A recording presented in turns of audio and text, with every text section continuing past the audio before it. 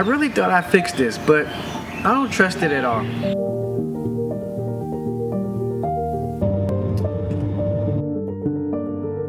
And that's the problem, because technically it's fine.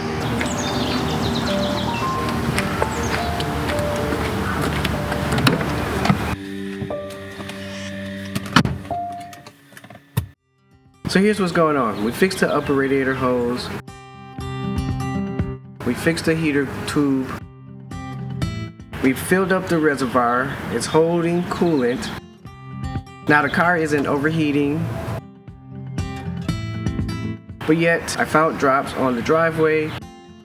And eventually the coolant light came on.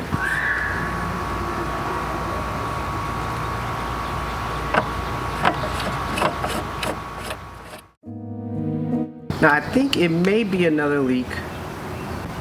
Not sure where. It's coming from the driver's side now, right below the control arm.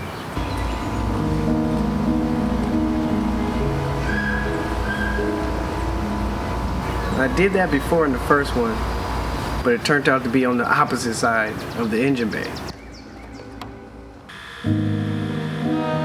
So, still no telling where it could be. And this is the part of owning these cars no one really talks about. It's not broken, but it's not right either. Now I hope it's nothing bigger where it would require me to remove the supercharger and the intake manifold and all that stuff that's on the top of the engine. Don't want to do that. Like, it drives fine, no warning lights, but the coolant situation, still weird.